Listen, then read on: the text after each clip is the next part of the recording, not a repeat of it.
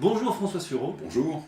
Je rappelle pour ceux qui ne vous connaissent pas que vous êtes avocat, vous êtes aussi écrivain, vous êtes né en 1957, vous êtes entre autres cofondateur et co-directeur de la Revue d'économie française et vous avez publié, si je ne fais pas d'erreur, une dizaine de livres depuis 20 ans. Je suis ici à Paris, donc dans votre cabinet d'avocat avec vos collaborateurs, pour parler d'Inigo aux éditions Gallimard, un récit sur Saint Ignace de Loyola.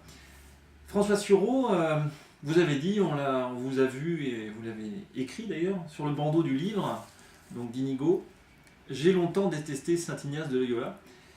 Et effectivement, si on se tient à cet homme d'avant la conversion, voilà comme quelqu'un qui est violent, coureur de jupons. C'est une image qu'on n'a pas de Saint Ignace de Loyola finalement. C'est vrai, c'est pas tellement à cause de ça que je le détestais, parce qu'au fond, moi j'aime bien les militaires, alors que quelqu'un soit militaire, c'était pas absolument détestable, et puis qu'il ait bien aimé les femmes, c'était pas choquant non plus. Quand je dis qu'il m'a rebuté, c'est plutôt le saint lui-même qui m'a rebuté, et en particulier parce que je suis tombé au début sur ses livres sans préparation. Quand on lit les constitutions, quand on lit les exercices spirituels, quand on lit même sa correspondance, on est quand même très très frappé par une pensée violente, médiévale, qui vous met en face des perspectives de la damnation, enfin quelque chose d'assez rude pour les esprits contemporains, qui sont quand même des esprits un tout petit peu plus souple, plus mous, plus amoureux de leur confort, ce qu'Ignace de Loyola n'était pas du tout. Et je ne sais pourquoi d'ailleurs, je me suis mis à rechercher qui il était vraiment, et quel était l'homme qui avait écrit ces livres qui au début ne me plaisaient pas, et c'est ce qui m'a amené à l'accompagner en essayant de reconstituer sa conversion, en essayant de me placer à l'intérieur de sa tête et de son corps, si je puis dire, pour essayer de revivre avec lui sa conversion. Et quand je l'ai fait, alors j'ai relu ses livres, et je me suis aperçu que je m'étais trompé sur ce qu'il était et sur ce qu'il voulait que nous devenions. Justement, François Sureau, dans ce livre, donc Inigo chez Gallimard, qui est très bien écrit, sensible, profond, bien construit, détaillé, comment avez-vous fait pour vous instruire sur la vie de Saint Ignace de Loyola? Est-ce que vous avez un apport original ou est-ce que vous êtes basé sur les biographies préexistantes de Saint Ignace, François Sureau? Il n'y a rien d'original dans le livre.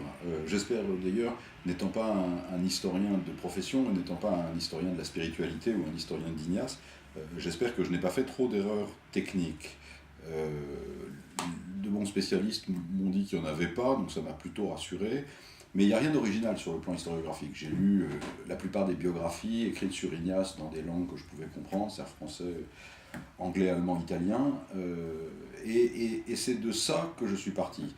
Mais ce que j'ai fait porte sur la vie d'Ignace de Loyola entre le moment où il se bat à Pampelune, son enfance, le moment où il se bat à Pampelune, où il prend un boulet dans la jambe, où sa jambe est fracassée, où il est réduit à l'immobilité, chez lui à Loyola, et où il se convertit, et où il part pour Menrès, pour vivre dans la solitude et la prière. C'est donc 2 ans de sa vie en réalité, sur lequel je me suis beaucoup investi. Et sur ces 2 ans, il y a très peu de choses écrites. Dans le récit qu'il a dicté à la fin de sa vie à son secrétaire, qui s'appelait Polanco, il y a très peu de choses. Dans la correspondance, il y a très peu de choses, et ce sont des souvenirs. Et donc, dans les biographies d'Ignace, il y a très peu de choses sur cette période.